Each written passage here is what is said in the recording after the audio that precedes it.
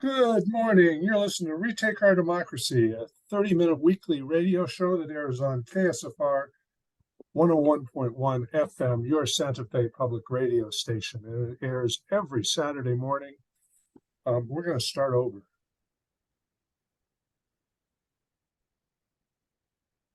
Good morning. You're listening to Retake Our Democracy, a 30-minute weekly show that airs at 8:30 a.m. each Saturday morning on KSFR 101.1 FM, your Santa Fe public radio station.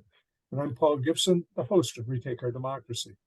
Today, I'll be speaking with a very special guest. Miko Peled is an Israeli-American journalist and advocate for Palestinian justice. Miko is coming to New Mexico next week to give talks in Santa Fe and Albuquerque. We will get to Miko in just a moment, but first, a very few short announcements. Last week, I interviewed Cecile Lipworth, a good friend, former Retake board member, and a local advocate and journalist with a long history of activism. I want to remind you that if you're listening to this show while driving around town and miss any of the show, you can watch the full YouTube recording of this show and any prior show by going to retakeourdemocracy.org, clicking on the Retake on the Radio button on the lower right side of the homepage. You'll find recordings of all our previous shows listed in chronological order.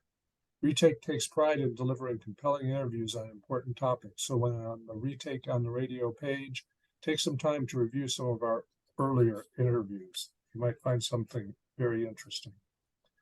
Well, the session is almost over. We're recording this on Thursday afternoon, but you are listening to it on Saturday morning at 8:30, the last day of the session, which will close at noon today, no matter how many bills are left on the floor unpassed. Next week, Roxanne and I will break down the session, the wins, the losses, and the process we need to fix to enjoy greater success. Midway through the session, it looked very promising, and then in the last week, several important bills just sort of fell apart. We're going to talk about that next week. We're also going to talk about it on Wednesday. Our normal huddle hours are from 6 to 7, but we're going to huddle from 6 to 7:30 this coming Wednesday on the 22nd so that we can have a good long discussion of what happened in the session. We really need to hear from you and your perspective. We know what ours is, but we'd like to hear from you. So we are extending it for 30 minutes, the Zoom huddle. Before we get started, I also want to acknowledge that we are conducting the show on stolen Tewa land, and I want to thank our Tewa neighbors for being such good stewards of the land. We can learn much from their custodial caring for the land, water, and air, and we better figure that out pretty soon. So welcome, Miko. I'm excited about doing this interview. Let's get started. Thank you. Thanks for having me. It's a pleasure. Thank you so much. Well, I always like to let our guests introduce themselves. So how about you take a couple of minutes to tell us who you are, what brought you to Santa Fe, and how you got involved in podcasting, writing, and Palestinian activism. Well, how much time we got? 30 minutes. Okay, that just about will allow me to, respond to that question. Well, I love Santa Fe. I've been to Santa Fe several times. Well, to New Mexico, I should say, not just Santa Fe, to speak over the years. My work, my entire life is about Palestine activism. I write, I speak, I publish. I've written a couple of books. I've written The General Son, Journey of an Israeli in Palestine, which is the book that kind of became my nickname almost, The General Son. And then I wrote Injustice, the story of the Holy Land Foundation, which, by the way, I was assisted by Jeff Haas, who was hosting me in Santa Fe. So, I grew up as a good Israeli boy with a very Zionist family in Jerusalem. My father was a general, as the title of my book suggests, in the Israeli army. He's one of the generals of the 1967 war. He was a young officer in 1948. So he was one of these, this generation of legendary heroes, or at least we thought they were heroes.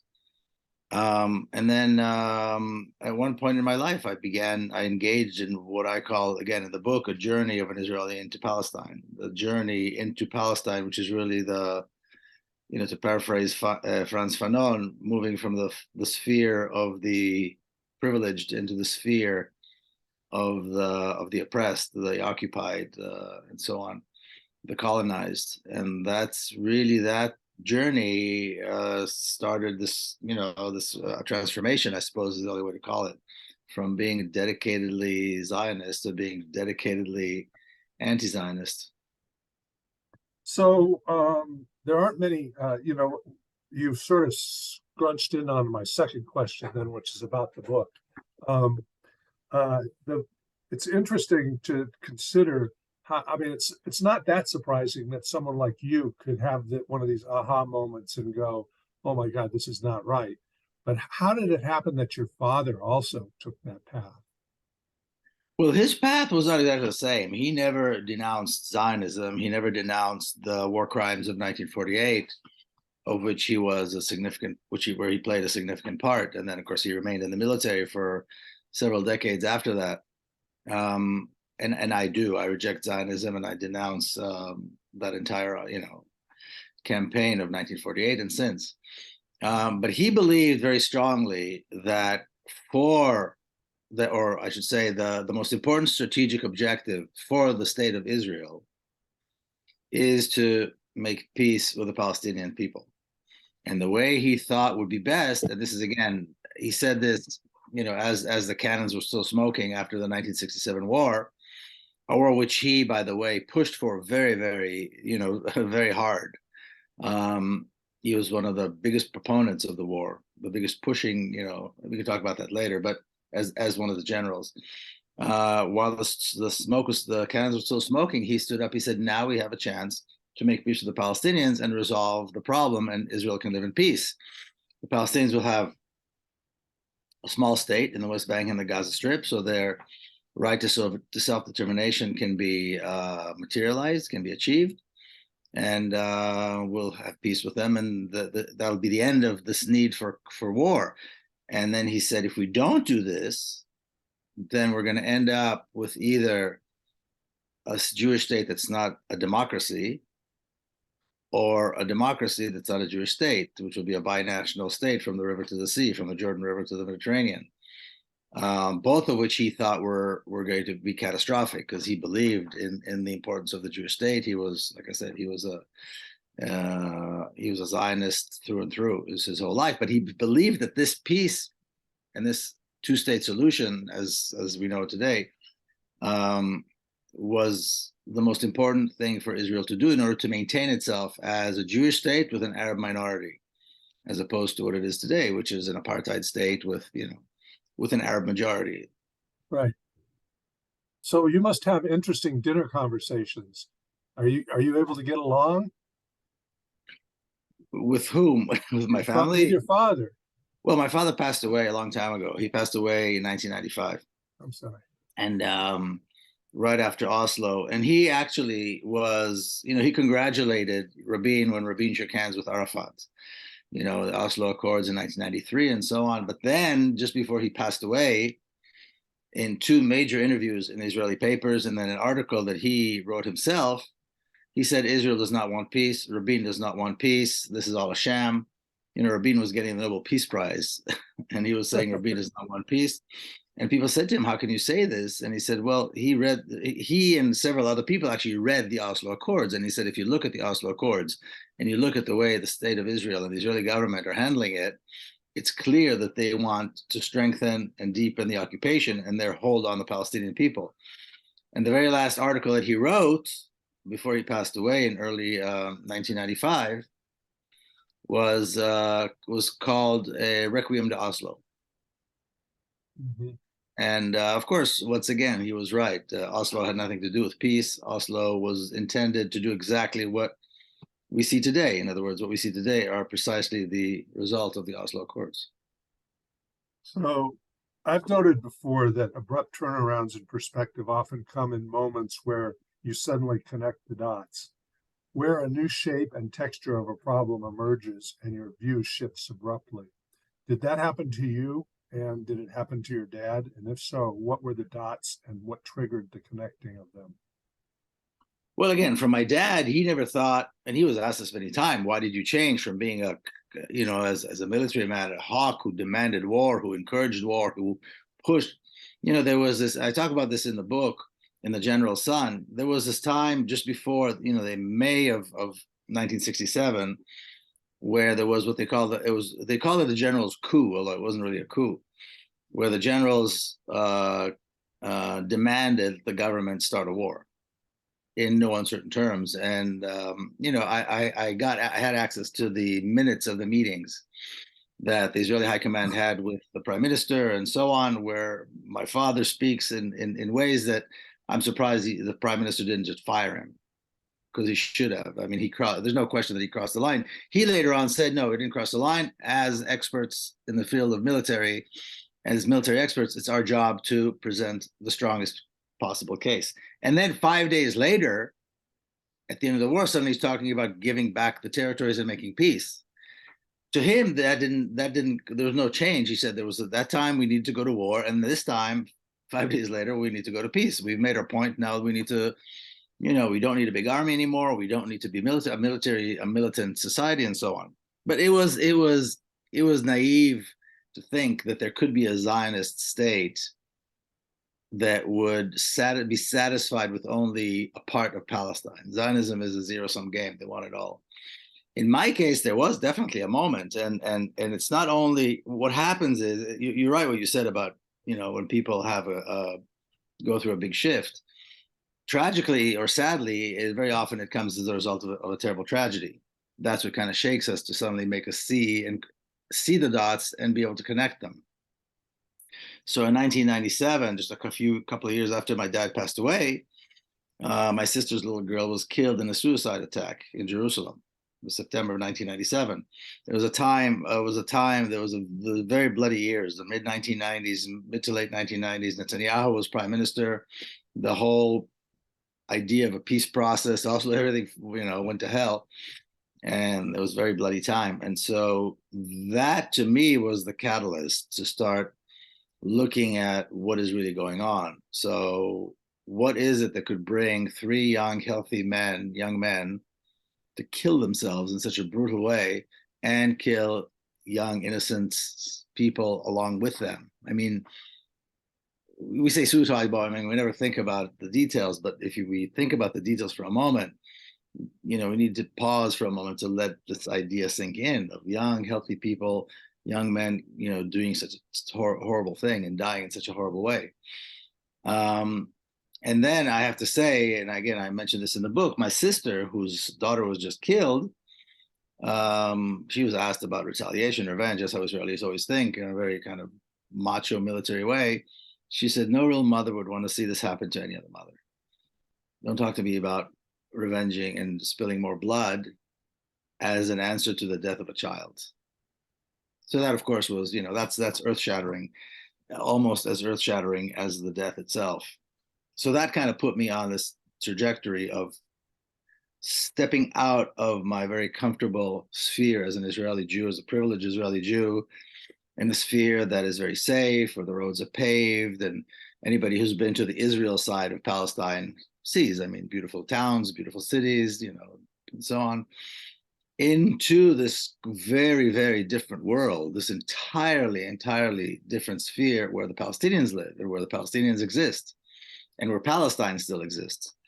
And then you start asking questions. Why are there such stark differences between our sphere and their sphere? And we're only a few minutes away. Sometimes it's across one neighborhood is across the street from another. Mm-hmm. How do we justify this? How do we explain this, to ourselves, to our children, to the world? And so that's when I came to understand that, or to the conclusion that I cannot, in good conscience, embrace this idea of Zionism and a Jewish state and so on.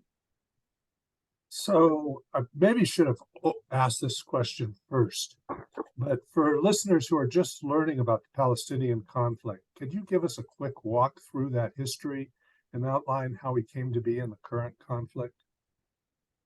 Yes, basically we have an ideology, Zionism, which is a racist settler colonial ideology that says that Jewish people around the world, and initially they were hoping, they were talking about European Jews, white Jews, are are somehow the descendants of the ancient Hebrews who lived in that part of the world a few thousand years ago, and therefore they have a right to come back, so to speak, in quotation marks, and kick out the people who lived there, who are the Palestinians, and we have a right, and as Jews, we have a right to do that. In a nutshell, that's the ideology of Zionism. And at first, Jews around the world thought they were mad. No serious Jewish family, no Jewish parents would want their children to go off and do something like this. In fact, there's literature, there's some very interesting literature about that. But the Zionist idea grew and grew and grew, and it got a great deal of support from Christian Zionists in the UK and in the United States, who supported this idea. And by pretty soon we had the Balfour Declaration, which is where the British foreign minister hands a note to a Jewish millionaire by the name of Rothschild, saying that the British government will look favorably at establishing a homeland for Jewish people in Palestine. And I don't know, 40 or so years later, 30, 40 years later, we have the United Nations resolution partitioning Palestine, giving the minority Jewish population the lion's share of the country, ignoring completely the fact that the country is inhabited by a people who have an identity, a national identity, a cultural identity, who have built cities and towns and industry and political life and cultural life and so on. And it's easy to see how Americans could overlook that, given our history. Yeah, well, Americans. Well, I think the American history is why Americans support this, because they see the similarity. When they talk, they always talk about shared values. That Israel and the United States have shared values. Well, these are the values: the ethnic cleansing, the racism, the colonizing. These are the shared values. Anyway, so then 1947 comes along. The United Nations partitions Palestine, and immediately the Zionist militias begin a massive campaign of ethnic cleansing that doesn't stop. This is the end of 1947. It doesn't stop until early 1950s. And in the middle of that time, the state of Israel is established. And it went on from there. I mean, they initiated war after war after war. And in 1967, some 20 years after that, they completed the task of conquering all of Palestine. They took the West Bank and the Gaza Strip, and that was it. Israel is complete in terms of its territorial, territorial integrity, or territorial claims, which from the river to Jordan to the Mediterranean, it's all the land of Israel. From the borders of basically historic Palestine is Israel, and that's it. And ever since then, Israel is marching forward. I think from the very beginning, the Zionists and Israel were marching in one direction: ethnic cleansing of Palestine, and the creation of this Jewish supremacist state, the Zionist supremacist state. And it's interesting, I'll just say one more thing about that. In the year 1900, some of the most important rabbis around the world, most Jews at that time were still, we're still practicing Jews, we're still Orthodox Jews. They came out with a booklet in Hebrew, which is rare because most Jews didn't speak Hebrew, where they basically warned the Jewish people of the dangers of Zionism. And to sum it up, they said three things. They said Zionism will bring violence to the Holy Land. It will ruin the good relations between Jews and Muslims and Jews and Arabs. And it will cast doubt as to the loyalty of Jews in the countries in which they live, because Jews are not a nation that has a country. Jews are a nation that is bound by its common religion, not a country. They seem to get that right. They got all three rights. Right. They got all, and they wrote this in the year 1900. In other words, Zionism was really still on its crawling on its end, and there was not really, they just began. The Zionists just began, and right then, these rabbis, these Jews already saw what was going to happen if this thing actually came to fruition. So back in the 70s, as the Vietnam War came to an end, I looked out at the world and saw four major international conflicts that seemed impervious to peaceful resolution. And that would be the Berlin Wall, North Ireland, South Africa, and Palestine. Well, we have achieved some resolution for all but Palestinian conflict. Do you have much hope for resolution here? If so, how could you see that being realized? What has to give? Well, hope is an interesting idea, is an interesting word. It's an interesting term. I mean, hope, I think quite often people see hope as something that's there. It's not something that's there. It's something that we create.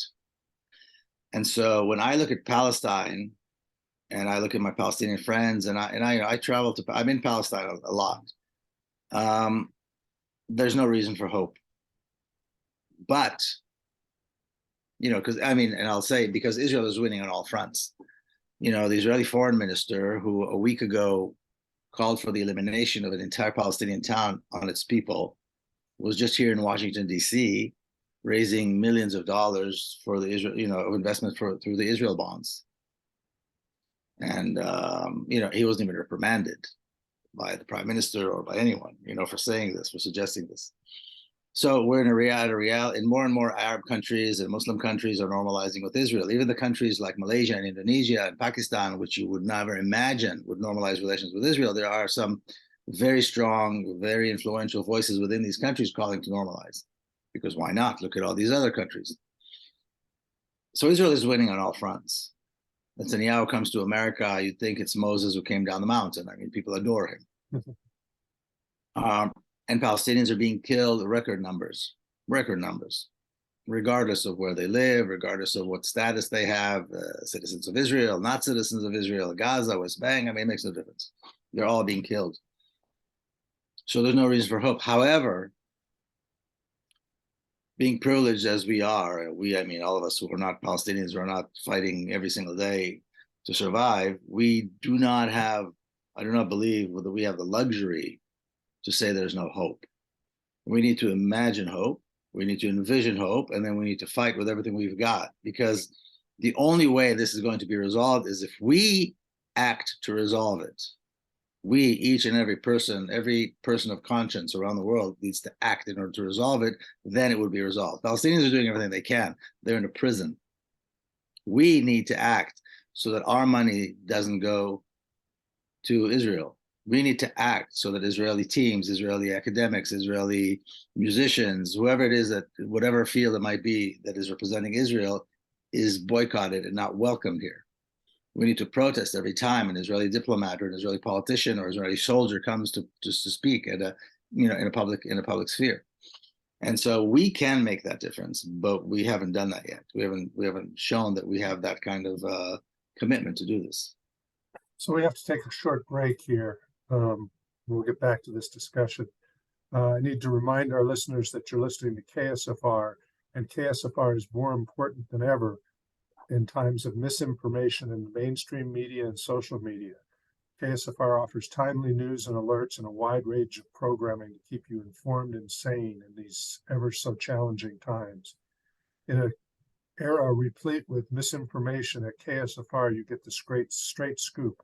Fact-based news from Amy Goodman on Democracy Now!, the BBC, and KSFR's own state and local news. You get great music, cultural programming, interviews with authors, and political discourse like this. So they run on a shoestring budget, basically. And so what I would ask you to do is when you get done listening to this show, go to ksfr.org, click on the donate button, toss them 10, 20, or 50 bucks. View it as your ticket for admission to some excellent programming. They are a very, very important institution in New Mexico. And on behalf of KSFR, I want to thank you for your generosity, which I assume is coming. Okay, let's get back to our discussion. I grew up in a community that was over 90% Jewish, and that community was pretty much split right down the middle, with about an equal split opposing Israeli military solutions and the other half fiercely supporting Israel, often citing the Holocaust as sufficient justification for any and all military action and as justification for stifling Jewish advocacy for Palestinian rights. Would that be an accurate characterization of the divide among the Jewish community in the United States today? And given your work to expand advocacy for Palestine in the U.S., and among the Jewish community? How do you address that split? I don't know that there's a split, to be quite honest. In other words, I take issue with this idea that there's such a thing as a Jewish community. There are many communities who happen to be Jewish. And, I was once sitting with Rabbi Israel Weiss, who was one of the leaders of the ultra-Orthodox Interior Karta anti-Zionist, group. And I was talking to somebody who was not Jewish, and I said, you think there's really nothing in common. We're not the same community. There's no such thing as a community. His community lives by the letter of the law of Jewish law. I don't. We have nothing.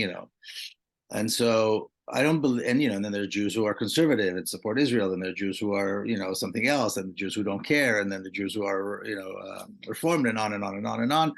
And I don't think there's such a thing as a Jewish community. I do know that the Zionists within the Zionist Jews in this country, as are the Christian Jews, but that's Christian Zionists, but that's another story. The Zionist Jews in this country have a very, very loud voice, and they have resources, and they are out there doing the work they're supposed to do, which is to support and promote Zionism. And so you drive by almost any city in America, certainly the major cities, and you see large synagogues, and they all have these "We support Israel" signs outside, and so on and so forth. So that's one community that is obviously dedicated to Zionism. Then you have other Jews who don't care, and then you have other Jews who are in the middle, and then you have some Jews that are like, they're Zionists, but they're not quite as Zionist as these other Jews. You know what I mean? This is all these.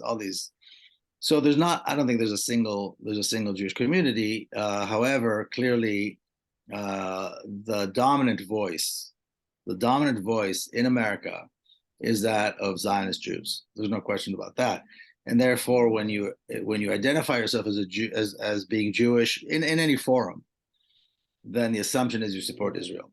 In fact, the ultra-Orthodox community in New York, talking about a huge community, it's probably the largest anti-Zionist community in the world. And there's two interesting things about them. Number one,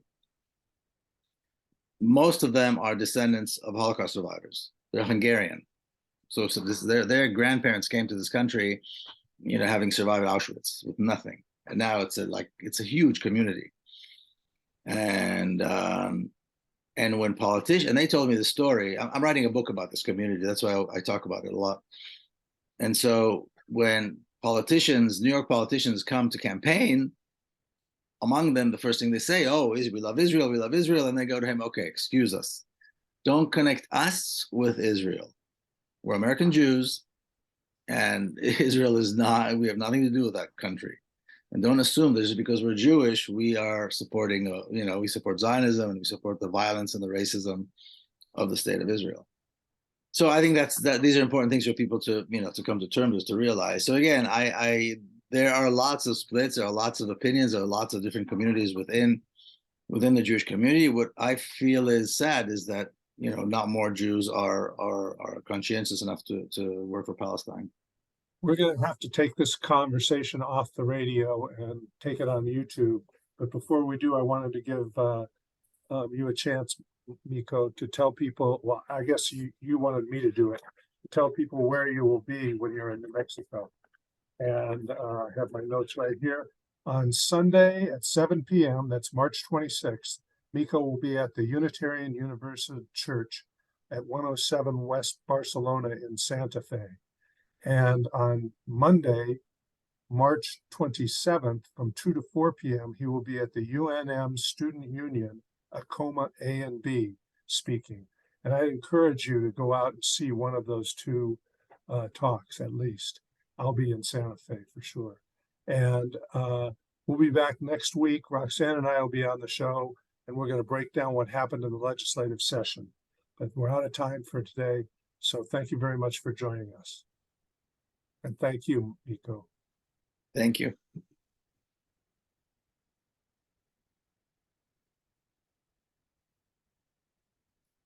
So we're back talking with Miko Peled, and he was in the middle of outlining a community in New York that you're writing a book about. Did you want to get back to that discussion? Sure, just to say that, many people are not aware, most people, I should say, are not aware that there is a very large and very dedicated anti-Zionist Jewish community, and I'm talking about the ultra-Orthodox Jews. I visited them in New York, in London, in Jerusalem. I've been to their homes. I've eaten with them. I spent the night with them. I went to synagogue with them. Like I said, I'm interviewing them and so on. And they're dedicated. Not all of them come up to protest, but almost everybody who's been to protests, on the East Coast at least, has seen them come. These ultra-Orthodox Jews with Palestinian flags and signs saying a Jew is not a Zionist, and Zionism, is a crime, and so on, and we do not support the state of Israel. That's an important voice that, again, people are not aware of, which is why I'm writing this book. And that's it's a large part of the Jewish I should say, the mosaic of Jews, not only in America but in the world. Well, I'd like to think I'm reasonably informed on Israeli-Palestinian conflict, and I was not aware. My assumption was that most ultra-Orthodox Jews were Zionists. Yeah, that's a common assumption. That's very Yeah, common. That's a very so it's common. heartening to hear this. So let's see. Israeli supporters in the U.S. have constructed obstacles. You mentioned boycotts as being an effective mechanism for resisting Israeli military policy, but we've constructed obstacles to prevent people from boycotting Israel in the United States. Obviously, the boycott has a long tradition in U.S. advocacy, from civil rights in Mississippi to boycotts against apartheid in South Africa. What is the rationale for banning boycotts of Israel when we have such a rich tradition of using boycotts to achieve justice? And how badly has this prohibition impeded advocacy in the U.S.? And have you developed workarounds to circumvent the boycott ban? So you mentioned some of the other struggles that were going on in the 70s, Ireland, South Africa, so on.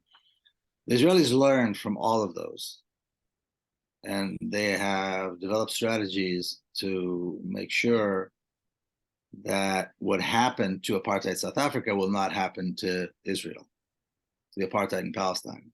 That what happened to other, racist and colonial powers does not repeat itself in Palestine.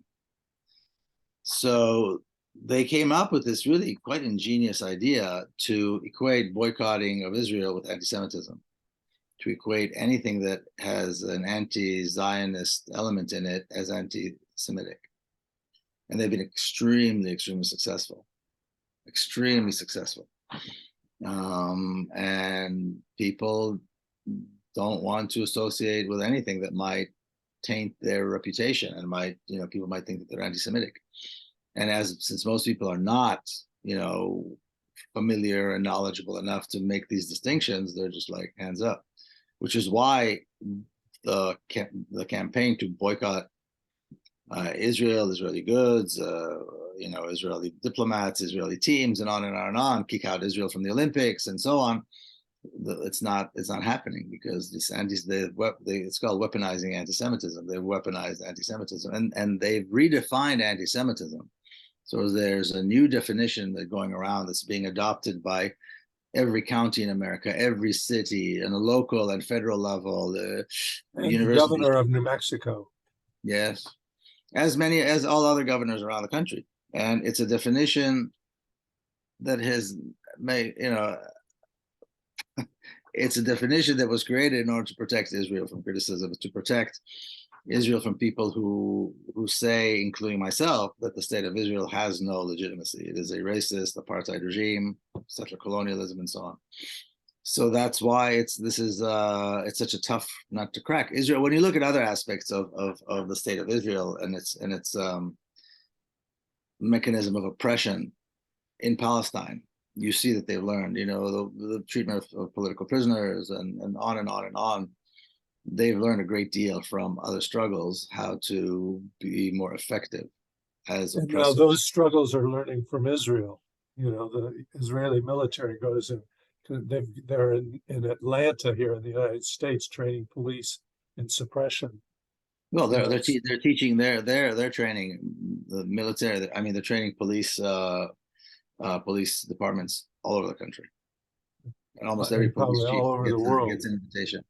Oh yeah, every police chief, every mayor gets. It's part of this. Even the smallest cities. The city council members, the mayors, the police chiefs, all get invitations to come visit Israel. It's part of a campaign. They spend unbelievably unbelievable amounts of money, billions and billions, to make sure that every city council member, every mayor, every police chief, even the smallest cities in America are not left out, because these guys, even though, and these men and women who may be uh, just starting their political career by being a city council member of a small town, may decide to go off, to be politicians, to run for office in other, bigger forums in the state legislature or national. I mean, so they're investing a lot in this, and of course, there's nobody on the other side, nobody promoting the Palestinian, interests anywhere. So it's interesting because I was in a hearing. I mentioned earlier when I was speaking to you that we're in the middle of the legislative session. Actually, we're not in the middle, we're at the end. And water has been one of the biggest issues in this session. And one of the legislators spoke at length about how we need to learn from Israel before we spend a dime on water resiliency. And then they pontificated about the miracle of the desert in Israel. And I lived in Israel for 18 months, and I went to an Opon, and they thought I was going to move there. But to be perfectly honest, I couldn't handle Israeli men. They were so sure of themselves, and you could not have even the simplest conversation about whether the hummus is as good as yesterday. Didn't matter what it was. There was, and it was vehemently positive about it, and that just made my skin I just shriveled up in that. And so, and also just the whole militarist thing, I couldn't do it. And so, but I was there, and I heard from at the Opon about the miracle of the desert and so forth. But a significant part of that is the theft of water from the Palestinians. Can you articulate that? Yes, well, first of all, I think people need to realize, just to kind of put some, maybe data out there. So the state of Israel has an agency called Mekorot, and Mekorot governs all the water in Israel. It's a big deal. It's a big agency. And they also export this knowledge of irrigation and so on to other countries around the world. And they use this as a means to enter countries that otherwise would not invite Israel. And that's why Israel has such a strong hold in countries that otherwise would not support and not have relations with Israel. African countries, Latin American countries, Asian countries, and so on, Muslim countries. But Mekorot controls all of the water. Now, today, in all of historic Palestine, or if some people call it Israel, all of Israel from the River Jordan to the Mediterranean, Palestinians are the majority of the population. There are about 7 million Palestinians, about 6 million or so Israelis. Palestinians receive 3% of the water, of the entire water supply in that country. 3% from the Palestinians throughout the entire country. So, and sometimes, and it's incredible how effective they are, because sometimes the Israeli town would be right across this highway from a Palestinian town, or right across the street. And to be so effective in allocating the water is, some kind of evil genius. But that's the reality. And all the water is Palestinian. The land is Palestinian. Everything there is Palestinian. It was all stolen. And so Palestinians have to always think twice whether or not they're going to have water tomorrow. So they have to make sure that they conserve water. They make sure that they have water, to spare somewhere, that they're collecting the water, that they're They may not be able to shower the next day or cook or wash or give water to their children and on and all the things that we take for granted that Israelis take for granted. I grew up, you know, I never thought twice about water. Taking a shower, drinking, washing, watering the yard, whatever. I mean, I never thought twice. We always knew it was good to conserve a little bit, but it was not an issue. Palestinians don't know if they'll be able to flush the toilet or take a shower or cook. And depending on when they live, some places it's more severe than others, but it's severe across the board, everywhere. And this is why. So when people drive up Palestine, they go, look at the Israeli towns, they're so green and beautiful and clean. The Palestinian towns are kind of dusty and there's no parks and there's no nothing. Well, part of the reason is you don't know if you're going to get water tomorrow. You don't know how many hours of water per week you're going to get in a given week. Okay. Well, maybe we'll suggest to our legislators that they look elsewhere for advice. Definitely. But one of the things I got from reading your bio, it was an interesting little twist and turn. I had spoken earlier about how, things come together, you connect dots, or something just happens to you that forces you to reevaluate what you're doing. And you said it's often something tragic. Yeah. This was also something tragic. And can you tell us about your experience? You were scheduled to speak at a protest in Israel, and you, at the last minute, decided to go to a karate class instead. Oh. Can you lay out how that played out? Because that changed your life in some very interesting ways. Yeah, so I was, I had, I was living in these two realities. One was, very pacifistic, very pro-peace, very, non-militaristic. And on the other hand, the society was such that, there's no question that you're going to go to the army and you volunteer to be a fighter and a commando and special forces and all that kind of nonsense that, all that kind of poison that is, injected into you growing up as an Israeli. And then, as some people may remember, Israel invaded Lebanon in 1982. I was in the military at the time, and then there were a lot of protests, and there was the massacre of Sabra and Shatila, which Israel was, to a large degree, responsible for, and so on. And there was a protest. There were demands that Ariel Sharon, who was the Minister of Defense, and directly responsible, found responsible actually for the massacre, and there were demands that he be fired, and it wasn't being fired. Anyway, there was a massive protest, kind of a peace protest. And I was just freshly out of the army. And, my first love was always karate. Martial arts was my first love since I was in high school. And later on, it became my career. And I was torn because there was a karate class that I really wanted to go to, but there was this protest that I knew was very important. And I remember that, I remember the day very vividly. I was torn. Karate is not many people know this, but karate has actually a very pacifist philosophy. Right. That's a real discipline. And it's discipline and so forth. And so I knew that there was, karate has with it some, very, a larger picture of what the world can and could and should be. Anyway, I decided to go to karate class. And right-wing Israeli threw a grenade into the crowd of the protests, killing Emil Grinsweig, who was one of the leaders of the Peace Now movement at the time, and so forth. I could have been in that spot where the grenade was thrown, and several others were injured. I could have been right there. I could have been killed.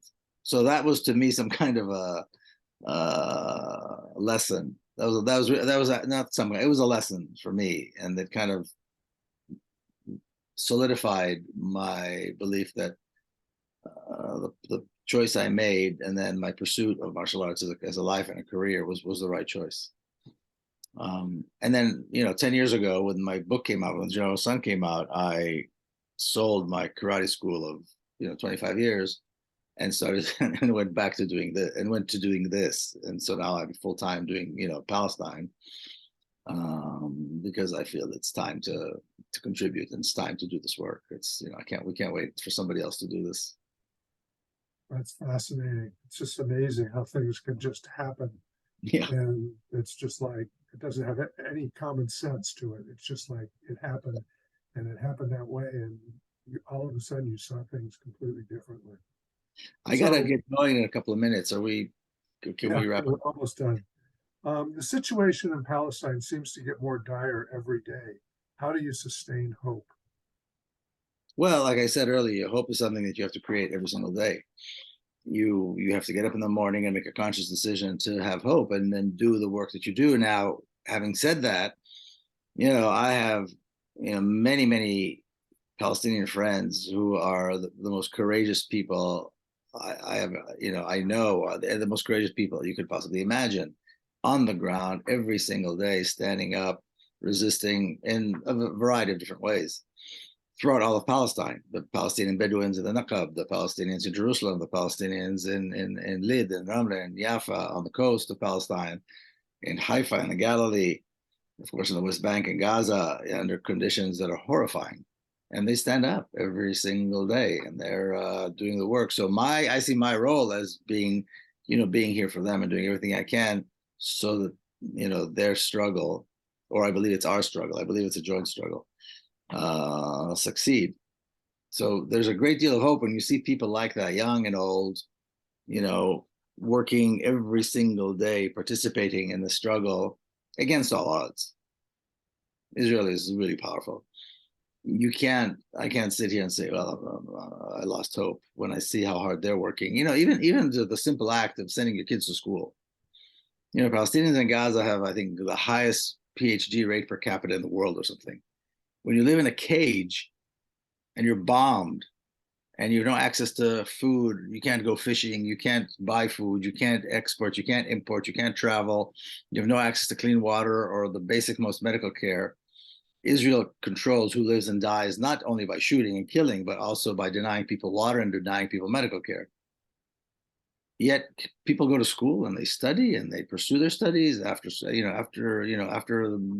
high school, and they're achieving and they're thinking of the future. How can anybody hope? How can we even talk about not having hope when we see people like that under such conditions? Can you imagine what Gaza would be like when Palestine is free? I mean, this initiative, this desire for life, this desire for education, this desire for a future. So that, I think, it's inspiring. So, given all that you just said, how does an activist like yourself, um, in the context of being an advocate in a context where so much human life and survival is at stake, how do you achieve balance without feeling guilty for taking time to go to a movie, read a novel, or take a karate class? How do you maintain balance in your life?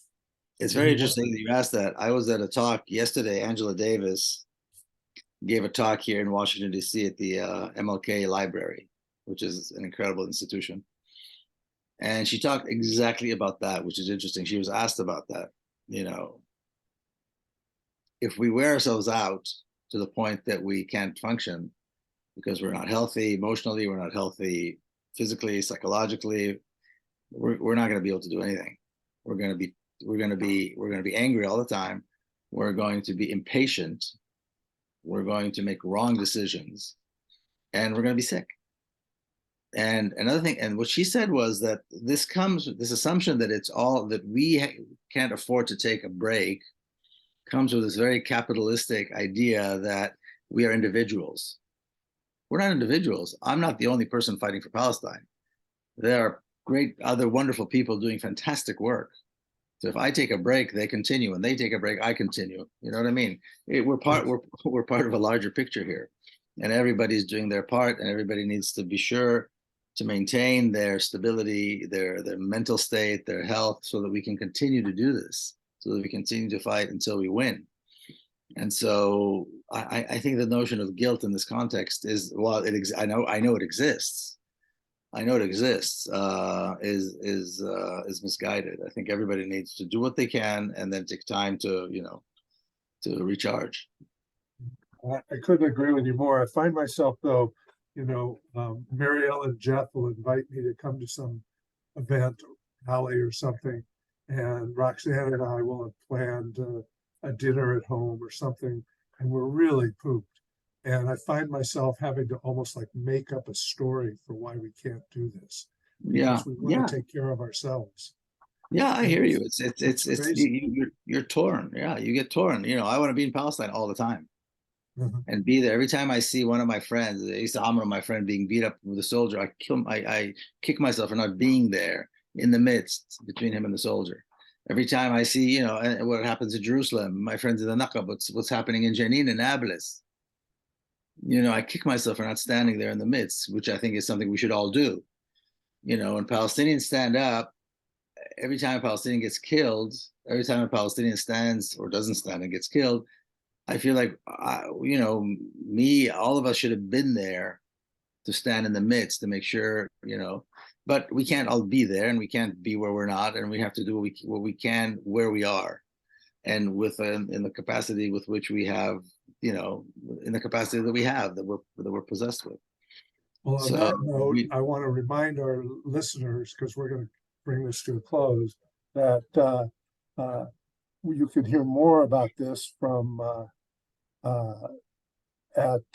let's see, it's on Sunday, March 26th, 7 p.m. at Unitarian Universalist Church on 107 West Barcelona Street in Santa Fe, or in Albuquerque on Monday night, Monday afternoon, I'm sorry, March 27th from 2 to 4 at the UNM Student Union, Acoma A and B. And you'll be able to find out more about what we've been discussing today and maybe how you can get engaged in the struggle. And I want to thank you, Miko, for being with us today. It was a great conversation. appreciate it. Thank you. Thank you very much. See you soon. Bye.